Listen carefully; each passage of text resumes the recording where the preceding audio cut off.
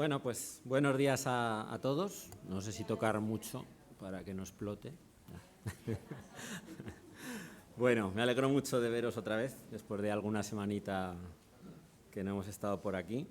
Y hoy vamos a hablar de un tema que está muy bien y también pues pega mucho con la época del año que nos toca ahora, que es, digamos, pues septiembre, que empiezas pues como los gimnasios y todas estas cosas, los planes de un nuevo curso escolar, de muchas cosas, ¿no? Muchas ilusiones y muchos planes. Y hoy vamos a hablar de esto, de los planes del hombre, los planes de la mujer también, ¿eh?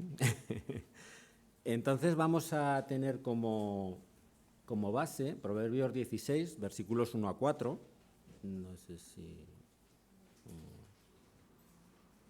Pruebo.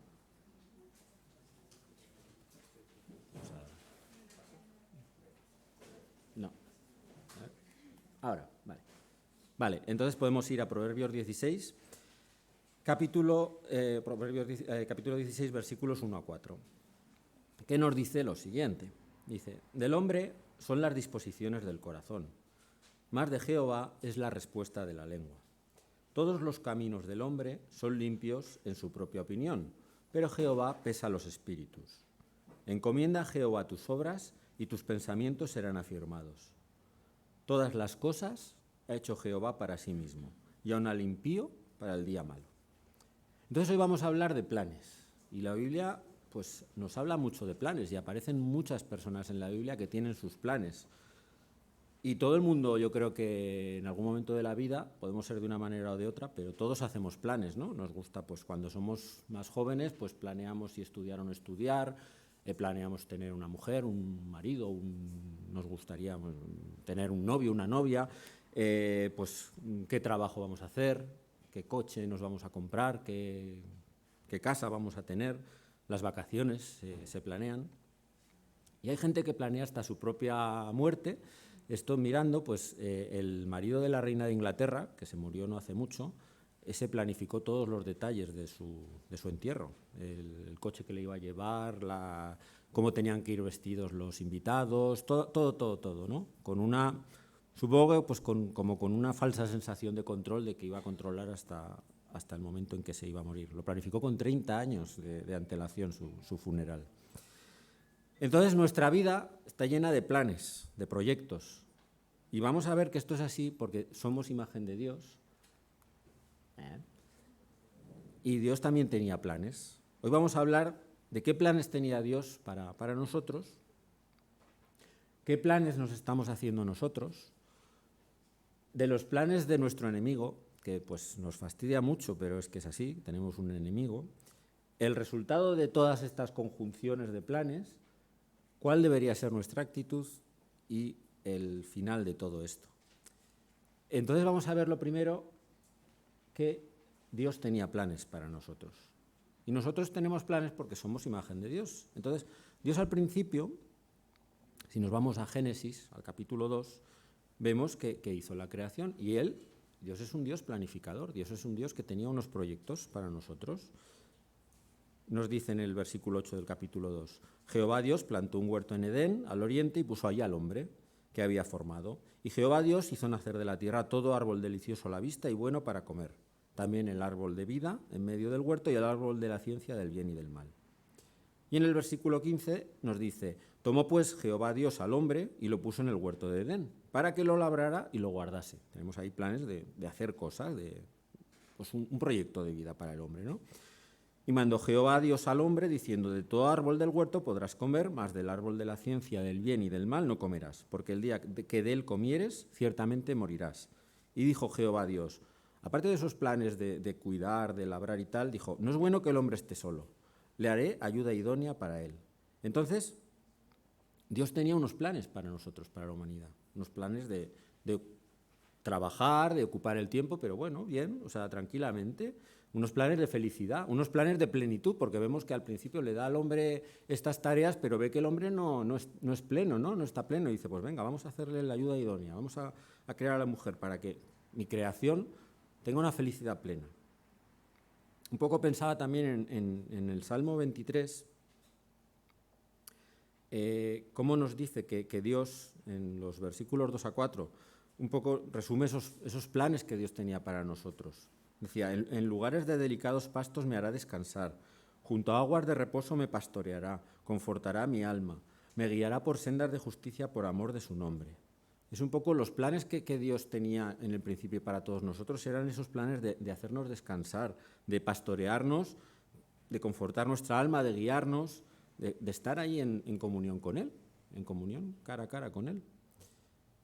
Y un poco la traducción del lenguaje actual de este me guiará por sendas de justicia, por amor de su nombre, que explica un poco más este versículo, dice, me das nuevas fuerzas y me guías por el mejor camino, porque así eres tú. ¿Qué planes tenía Dios para nosotros? Pues tenía los planes de guiarnos por el mejor camino. Pero hubo problemas. Y aquí entró pues nuestra naturaleza, los planes del hombre y de la mujer también, en este caso además claramente. Si vamos al versículo 2 del Proverbio, nos dice que todos los caminos del hombre son limpios en su propia opinión, pero Jehová pesa los espíritus. Y esto es lo que nos pasa a veces, que nuestros planes nos parecen pues bien, porque si nos parecen mal, pues no los hacemos. Entonces, siempre pues cuando hacemos un plan, nos gusta pensar, bueno, esto es un buen plan, este es un plan bueno, un plan limpio, ¿no? Y si somos cristianos, pues nos gusta, supongo que os gusta pues orar y presentar los planes delante de Dios y decir, bueno, pues que el Señor me muestre por dónde tirar. Pero nos dice que Jehová pesa los espíritus, y es que a veces, pues con nuestra naturaleza caída, pues los planes que son limpios en nuestra propia opinión, pues no son tan limpios. Y el primer ejemplo lo vemos aquí en Génesis capítulo 3, versículo 6, que nos dice que Eva vio a la mujer que el árbol era bueno para comer y que era agradable a los ojos, y árbol codiciable para alcanzar la sabiduría, y tomó de su fruto y comió, y dio también a su marido, el cual comió así como ella. Entonces aquí ya han aparecido nuevos planes, del hombre y de la mujer, no solo lo de, no, es que fue la mujer, no, o sea, aquí el hombre estaba igual que la mujer y tenía su voluntad y su planificación y lo hizo igual. Entonces, ¿qué pasa? Que la cosa se torció y los planes de plenitud y los planes de felicidad plena se volvieron en planes de dolor, de trabajo. Nos dice en Génesis capítulo 3, los versículos 16 a 19, dolor para dar a luz a tus hijos, el marido se va a enseñorear de ti, fijaos lo que pone, uno de los pecados va a ser ese, una de las consecuencias, que no vamos a tratar bien a las mujeres, es un fruto del pecado, que maldita será la tierra, o sea, el pecado lo inundó todo, también la tierra, la creación, esos árboles, esos animales, con dolor comerás de ella todos los días de tu vida, con sudor comerás el pan hasta que vuelvas a la tierra, porque de ella fuiste tomado, pues polvo eres y al polvo volverás. Está ahí la muerte también. Entonces, nuestros planes, los planes de nuestros padres, de Adán y Eva, pues torcieron esos planes de Dios.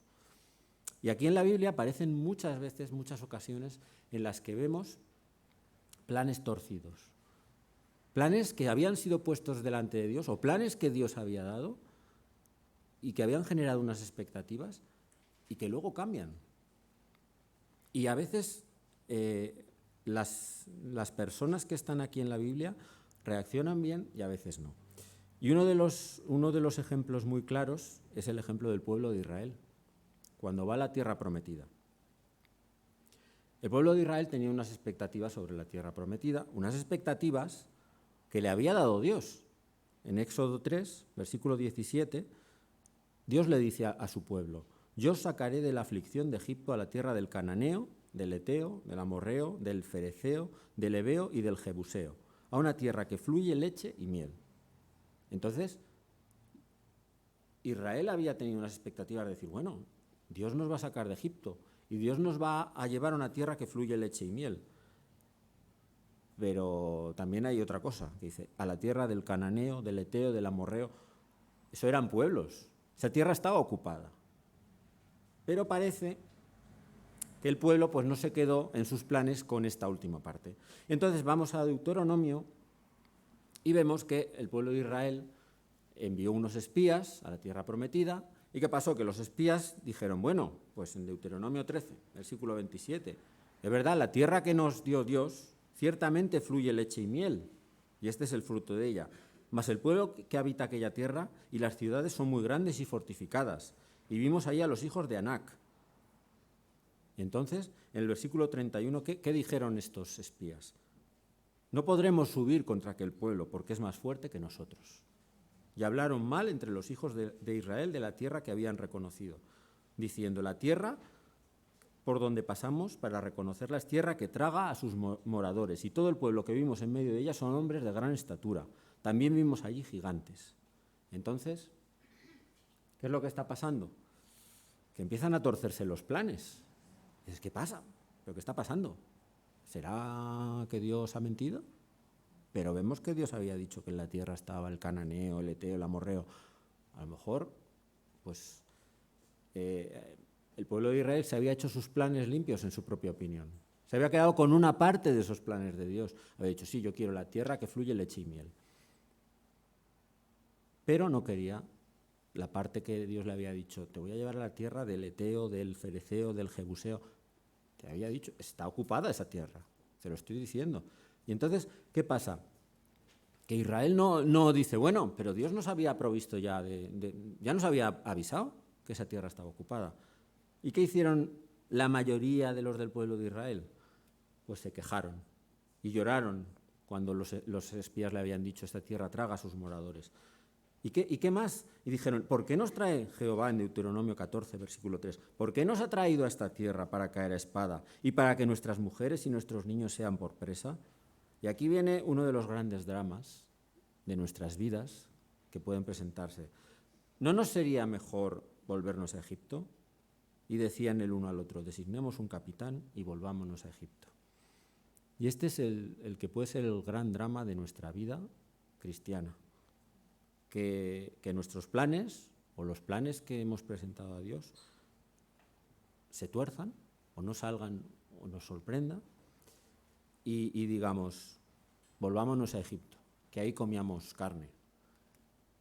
Entonces, ¿qué está pasando? Esto es una de las fotografías más famosas de la historia del cómic de Batman a Robin, que se había portado mal. No. ¿Qué está pasando? Y a veces así somos en nuestra vida, que vamos como cristianos, cuando tienes más años, pues ya alguna cosa aprendes y ya no te sorprende tanto, pero a lo mejor como cristianos jóvenes o como jóvenes en el cristianismo, en nuestras creencias, nos aferramos como el pueblo de Israel a unas cosas, a unas promesas, y Dios te dice otras cosas, dices, bueno, sí, pero eso ya lo veré otro día. Y entonces nos pasa que nos llega la torta. Antes o después nos llega la torta de una enfermedad, nos llega la torta de un desempleo, nos llega la torta de tener que cambiarnos de ciudad, de país, vosotros lo sabéis, como yo, que las tortas llegan y llegan los gigantes y llegan los moradores que devoran, ¿no? Y entonces, ¿qué está pasando? ¿Cómo tenemos que vivir? Pues que las cosas en este mundo funcionan de una manera. Y a veces nos olvidamos. Y yo me olvido muchas veces. Y si nos olvidamos de esto, pues el problema está en que nos cae la torta, que a lo mejor nos iba a caer igual, pero cuestionamos a Dios. Y nos quejamos de Dios y decimos, para esto me has sacado de la vida que llevaba, pues a lo mejor yo estaba mejor comiendo carne en Egipto de esclavo. Entonces, ¿qué está pasando? Pues que tenemos un mundo que está bajo unas leyes. Y las cosas funcionan de cierta manera. Y esas leyes son para todos. Y hay unas leyes que son para el pecado y hay leyes que son para salvación. Y lo vemos en los evangelios. En el capítulo 22 de Lucas, en el versículo 31 y 32, Jesús le dice a Simón, a Pedro, Simón, Simón, he aquí Satanás os ha pedido para zarandearos como a trigo. Pero yo he rogado por ti que tu fe no falte, y tú, una vez vuelto, confirma a tus hermanos. Este es uno de los versículos que es fuerte en la Biblia, que te dice, el diablo os está pidiendo para zarandearos, para probaros. ¿Y qué pide Jesús? Que no falte nuestra fe. Vamos a reflexionar sobre ese versículo. Eso está allí y sigue estando. ¿Era verdad en tiempos de Jesús? Sigue siendo verdad en tiempos de hoy en día. ¿Qué nos dice Primera de Pedro, capítulo 5, versículo 8? Que velemos porque nuestro adversario, el diablo, como león rugiente, sigue alrededor de nosotros buscando a quien devorar. Y tenemos un enemigo. Y eso es una de las cosas que siempre me digo a mí mismo, porque con los años de repente veo que las cosas empiezan a funcionar mal. ¿Y qué pasa? Que me he olvidado de eso. Y tenemos un enemigo que busca nuestro mal, un enemigo que busca nuestra muerte eterna. Ese enemigo tiene también unos planes. Y el problema está en que, como hemos dicho, hay unas leyes. Y ahora no estamos plenamente en el reino de Dios. Ese es el problema. Y sigue habiendo muerte, sigue habiendo enfermedad, sigue habiendo de todo, como podemos ver. No vamos a ser cristianos ilusos que digamos, no, tú te conviertes y todo te va bien, pues estás mintiendo ahí, o sea, no sé. Al que le cuentes eso, pues le estás engañando. Pero, ¿por qué? Porque ahora no estamos aún totalmente en el reino de Dios. Si vamos al capítulo 4 de Lucas, versículos 5 a 7, vemos que el diablo fue a tentar a Jesús y una de las cosas que le dijo, le llevó a un monte alto y le mostró todos los reinos de la tierra. Y le dijo, a ti te daré toda esta potestad y la gloria de ellos, porque a mí me ha sido entregada, y a quien quiero la doy. Si tú postrado me adorares, todos serán tuyos. Cuidado, que no nos olvidemos de dónde estamos viviendo. Somos ciudadanos del cielo, pero aún no estamos en el cielo. Entonces, esa potestad, el enemigo tiene poder en este mundo. Dios es más poderoso, pero no podemos. A mí no me gusta decir esto. Yo cuando lo digo, pero no podemos vivir a espaldas de esto. Tenemos un enemigo que tiene un poder, que tiene una autoridad, lamentablemente una autoridad que le dimos en su momento por el pecado. Pero es verdad que Dios es más poderoso y Dios tiene más autoridad. Y Dios le ha quitado esa autoridad que tenía sobre nosotros para muerte eterna a través de Jesús. Vamos a acordarnos de eso. Pero es verdad que ahora nos puede fastidiar. Mientras estamos en este mundo, nos puede seguir fastidiando. Hay un himno que se llama Castillo Fuerte, de Lutero, que me gusta mucho porque da mucha importancia o habla mucho del enemigo, del diablo, y te dice, nos puede hacer de todo, nos puede quitar las posesiones, nos puede enfermar, nos puede el cuerpo destruir. Dice, pero ¿qué es lo que va a permanecer? La palabra eterna es la que permanece. La vida eterna a través de Jesús es la que va a permanecer. Entonces, vamos a estar atentos a esto, que aún estamos en el mundo terrenal, aún tenemos un enemigo. ¿Cómo nos dice? El diablo ha descendido a nosotros con gran ira en Apocalipsis 12:12, sabiendo que tiene poco tiempo. Y esto es lo bueno, que tiene poco tiempo. Y esto acabará, hermanos. Pero a veces se nos olvida. Y entonces, ¿cuál es el resultado?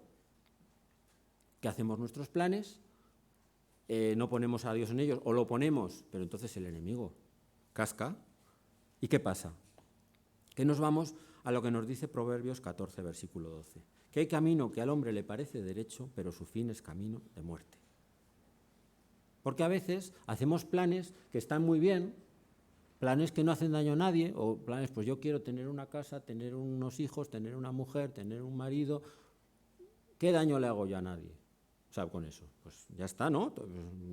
¿Para qué yo necesito a Dios con eso? ¿O qué problema tiene con eso? Pero el problema está en que si no conocemos a Jesús, eso nos lleva a muerte eterna. Es como Jesús nos habla del rico que está ahí acumulando posesiones y posesiones y posesiones y planifica y dice, y voy a hacer y voy a no sé qué, tal. Dice, necio, esta noche vienen a por tu alma. ¿Y de qué te vas a llevar? No nos vamos a llevar nada de todo esto. Entonces, esa es la importancia de decir, vamos a meter a Dios en nuestros planes. ¿Cuál debe ser nuestra actitud? Lo que nos dice el versículo 3 de estos Proverbios 16 que estamos viendo hoy. Encomienda a Jehová tus obras y tus pensamientos serán afirmados. Encomienda a Jehová tus obras. En el lenguaje actual, la traducción nos dice, deja en manos de Dios todo lo que haces y tus proyectos serán realidad. Vale, entonces vamos a coger las dos cosas, porque es, tus proyectos serán realidad, pero deja en manos de Dios lo que estás planificando, lo que estás haciendo. ¿Y qué es esto de dejar en manos de Dios las cosas? Porque a lo mejor tú dices, bueno, pues yo funciono bien, dice, porque mira, yo no me agobio por nada, ni planifico, ni... A mí me gusta planificar, pero yo sé que hay gente que no le gusta planificar, que vive al día y dice, bueno, pues ya está, yo me dejo llevar. Pero tampoco le estás dando a Dios autoridad sobre esos no planes que tú estás teniendo. ¿Y cómo vemos la actitud que la Biblia, la palabra, nos enseña sobre los planes? Pues que tenemos que hacer, pero con Dios. Siempre es lo mismo. Haz, pero con Dios. Y una de las cosas que yo aprendí cuando me convertí es que Dios quiere hijos autónomos, hijos que hagan, hijos que salgan. Porque yo decía, me he convertido, Dios Todopoderoso, yo no tengo que hacer nada. Oro, paso por el cajero y Dios me da. Y de eso también otra mentira. Dios quiere hijos que salgan. ¿Cómo nos dice? Deuteronomio capítulo 20, versículo 1. Cuando salgas a la guerra contra tus enemigos, si vieres caballos y carros y un pueblo más grande que tú, no tengas temor de ellos, porque Jehová tu Dios está contigo, el cual te sacó de la tierra de Egipto. ¿Qué te está diciendo? No tengas temor, pero sal. Cuando salgas a la guerra, no te dice quédate, no hagas nada, porque Dios va a venir y va a barrer. No, sal a la guerra, pero con Jesús, con Jehová, que es más grande que sus caballos y carros. En Jeremías 2, versículo 13, ahí Dios habla de un pueblo que había cavado cisternas porque no se fiaba de que Dios les iba a dar la provisión. Entonces dice, 2 males ha hecho mi pueblo, me dejaron a mí, fuente de agua viva, y cavaron para sí cisternas rotas que no retienen el agua. Entonces, Dios quiere que hagas, pero con Él. ¿Cava cisternas? No. Confía en Dios, pero haz. Luego, ¿qué nos dice? En Jeremías 6, versículos 16-20. Este es un poco el resumen de nuestra actitud. Dice, así dijo Jehová, paraos en los caminos y mirad y preguntad por las sendas antiguas, cuál sea el buen camino y andad por él, y hallaréis descanso para vuestra alma. Esto era un pueblo de Israel que se había apartado, que se acordaba de Dios como muy nebulosamente, y te dice, para, mira, recuerda mi palabra, y entonces anda por él. 2 cosas, méteme en tus planes, pero anda, haz. Y dice, mas ellos dijeron, no andaremos. Y dice, puse también sobre vosotros atalayas que dijesen, escuchad al sonido de la trompeta. Y dijeron ellos, no escucharemos. Entonces es importante que Dios nos va a mandar, Dios nos va a hablar, pero que escuchemos y que hagamos, pero escuchando. Y más aún en este versículo 20 de Jeremías 6, como dice, ¿para qué a mí este incienso de Sabá y la buena caña olorosa de tierra lejana? Vuestros holocaustos no son aceptables, y ni vuestros sacrificios me agradan. Tengamos cuidado, tengo yo cuidado con una aparente religiosidad que te está diciendo, no, yo lo que quiero es que hagas es que pienses, que ores, que recuerdes y que andes, pero que no me sirve que me estés dando este incienso y estos holocaustos y esta religiosidad y asistir a un culto o a una iglesia, sino tu corazón no está conmigo. Entonces, hagamos lo que hagamos, debemos llegar a esta actitud. Aquí. Al gran reto que tenemos hoy en nuestros planes. Y el gran reto que me gustaría plantearos hoy, que es el del versículo 4 de Proverbios 16. Todas las cosas ha hecho Jehová para sí mismo y aun al impío para el día malo. Y este es el gran reto que Dios me lanza, que Dios te lanza hoy. Que en una traducción un poco más actual te dice, todo lo que Dios ha hecho, tiene un propósito. Hasta creó al malvado para el día del castigo. Este lo podéis reflexionar esta semana. Pero ¿qué nos está diciendo? Que a Dios no se le escapa nada. Que a Dios no se le escapa nada. Y entonces, hasta ese malvado, esa malvada que te atosiga, ese problema que te atosiga, hasta eso lo ha creado Dios. Y Dios lo tiene bajo control. Entonces, yo os voy a decir cuál es mi actitud. ¿Cuál es mi actitud cuando dices el malvado para el día del castigo? ¿Qué pasa cuando llega ese día del problema? Pues a mí me venían a la cabeza el capítulo 4 de Marcos, versículos 37 a 39, cuando los discípulos están en la barca y Jesús está durmiendo, y ahí se empieza a mover todo, y ¿qué le dicen? Maestro, ¿no tienes cuidado que perecemos? ¿Qué pasa, que te doy igual o qué? A mí me sale decir eso cuando vienen los problemas a mi vida. ¿Y qué otra cosa me sale decir?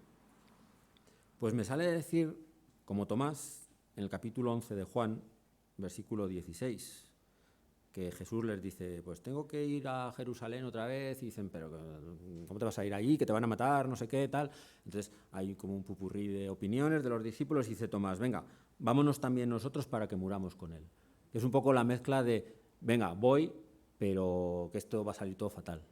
Entonces Tomás estaba un poco enfocado, porque decía, voy a acompañar al Señor, pero no estaba totalmente enfocado, porque no sabía todo lo que iba a traer esa muerte de Jesús, esa resurrección, ¿no? Entonces, a veces podemos vivir así, ¿no? Con falta, porque al final ¿eso qué es? Eso es falta de fe, por mi parte. Porque la barca se mueve y digo, miro para atrás, Señor, esto está, la tormenta, ¿tú crees que esto aguanta? Y a veces me pasa, ¿no? Que oramos, pero cuando se tuerce la cosa, ¿qué pasa? Que decimos, Señor, ¿qué pasa? Que no te importo. Y tenemos muchos ejemplos en la Biblia de mucha gente que cambió sus planes y dejó las cosas en manos de Dios. Gente que tenía unos planes que se torcieron y nos da muy buenos ejemplos de cómo debemos llegar a tener esa relación con Dios que nos permita cambiar esos planes. No vamos a decir todos, pero tenemos a Josué y Caleb, dos de los espías que vieron esa misma tierra con esos mismos gigantes, con esos mismos castillos, y dijeron, no pasa nada, porque es verdad que están esos gigantes, están allí esos castillos. Dice, pero si Jehová se agradare de nosotros, nos la entregará. Dice, con nosotros está Jehová, no los temáis. Ellos no negaban el problema, pero decían, pero Dios está contigo, vamos allá. Entonces, el propio Dios, en el capítulo 14 de Deuteronomio, te dice, en el versículo 24, a mi siervo Caleb, porque a los otros les dijo, no van a entrar en mi reposo, no van a entrar en esta tierra prometida por esa actitud, dice, pero a mi siervo Caleb, por cuanto hubo en él otro espíritu y decidió ir en pos de mí, yo le meteré en la tierra donde entró, y su descendencia la tendrá en posesión. Qué bonito esto, por cuanto hubo en él otro espíritu. ¿Cómo me lo digo a mí cuando vienen los problemas? Me quiero acordar de esto, porque yo acabo como los otros, quejándome y diciendo, pero Señor, que estos son muy grandes, que es que esto está otra vez, otro año más, venga, y otra vez, y otro impío, y otra impía, y venga, y Señor, quítame los impíos, y venga impíos, venga, y todo, problemas y problemas. Pero ¿qué te dice? Que tienes que tener otro espíritu dentro de ti, otro espíritu que no tiene que ser el espíritu de la queja, que tiene que ser el espíritu de Dios está conmigo en esto. La actitud de Daniel. Daniel, en el capítulo 3, nos dice, le iban a echar al horno de fuego. Daniel tenía unos planes, unos planes vitales buenos. Era un funcionario de alto nivel, tenía sus cosas. De repente, hablan mal de él y dicen, venga, al horno de fuego. Daniel dice, bueno, pues no te voy a servir a ti. Y además es que Dios no va a permitir que me quemas en el fuego. Pero es que además, incluso aunque lo permita, no voy a adorarte a ti. No voy a adorar a esos dioses. Entonces, cómo Daniel tenía sus planes, pero cómo Dios estaba metido en esos planes, cómo supo renunciar a esos planes de una vida de funcionario rico, y dijo, no voy a adorar a estos dioses. Y si Dios me quema, pues será porque lo permite. Esa actitud es la que tendríamos que tener. La actitud de Esther. Esther también era una reina. Esther vivía fenomenal. Y de repente le piden, vete a hablar del pueblo de Israel que lo va a exterminar. Esther supo decir, orad por mí, ayunad, y yo me presentaré delante del rey. Y a lo mejor pierdo todo. Y esos planes que yo tenía de seguir siendo reina, de vivir tan bien, pues sé cambiarlos. Abdías, el profeta Abdías, os recomiendo también que lo leáis. Abdías es un libro fuerte y triste, pero ¿cómo acaba? Habacuc, perdón. ¿Cómo acaba el profeta Habacuc? En el versículo 18 del capítulo 3. Dice, no hay de nada, dice, aunque la higuera no florezca, ni en las vides haya frutos, aunque falte el producto del olivo, las ovejas sean quitadas de la majada, no haya vacas en los corrales, con todo yo me alegraré en Jehová y me gozaré en el Dios de mi salvación. Jehová el Señor es mi fortaleza. el cual hace mis pies como de ciervas y en mis alturas me hace andar. Entonces, es meter a Dios en nuestra vida, decir, lo que nombrábamos en la canción, puestos los ojos en Jesús. Y cómo a veces el mundo nos ciega y nos ofrece cosas buenas y planificamos cosas que son buenas, pero puestos los ojos en Jesús. Porque si no, cuando se nos tuerza, nos vamos a quejar contra Dios. Y se nos puede torcer porque, hemos dicho, tenemos un enemigo y el mundo este no es perfecto. Y por último, la actitud de Pablo, en Filipenses 3, versículo 13. ¿Cómo nos dice? ¿Cómo tenemos que tener estos planes bajo el control de Dios? Dice, hermanos, yo mismo no pretendo haberlo ya alcanzado, pero una cosa hago, olvidando ciertamente lo que queda atrás y extendiéndome a lo que está delante, prosigo a la meta, al premio del supremo llamamiento de Dios en Cristo Jesús. Y así tenemos que vivir día a día, como dijo Jesús, cada día su afán. Puedes tener tus planes, pero día a día vas a fallar. Tus planes se van a torcer, pero puestos los ojos en Jesús y prosiguiendo hacia la meta. Y seguramente, pues, ya falta poco, nos hemos hecho estas preguntas a alguno de nosotros. ¿Por qué tengo que esperar? Yo quiero mis planes y los quiero ya. ¿Por qué mis planes no se cumplen? Porque a veces tengo planes que dices tú, pues si no son malos, pero Señor, ¿por qué no me lo das ya? ¿Por qué mis planes se han roto? Pero si yo oraba a ti, Señor, yo creo que he orado, yo creo que he puesto las cosas delante de ti, yo creo que me has confirmado cosas. Y a veces pues tus planes se han roto. ¿Por qué Dios no te ayuda? Estamos viendo situaciones fuertes y a lo mejor podemos decir, Señor, ¿no te da cuenta que perecemos? ¿No te da cuenta que la barca se me está llenando de agua? Que no puedo más, que no me puedo levantar hoy de la cama. Señor, ¿por qué no me ayudas? Y a lo mejor también te puedes preguntar por qué Dios te da una cosa y no otra. Que a veces Dios nos ayuda en situaciones gordas, no nos quita la situación gorda y ves cosas de Dios en esa situación que te va dando como pequeñas cosas y dices, ¿esto es de Dios?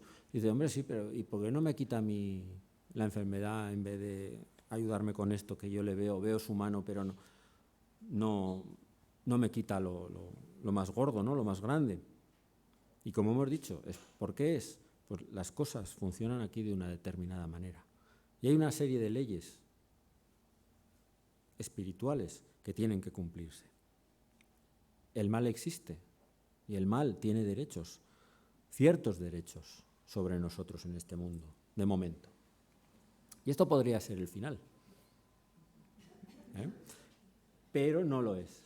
Y ahora os voy a contar, pues yo creo que son mis versículos preferidos de la Biblia, que nos llevan al capítulo 24 de Lucas, versículos 13 al 35.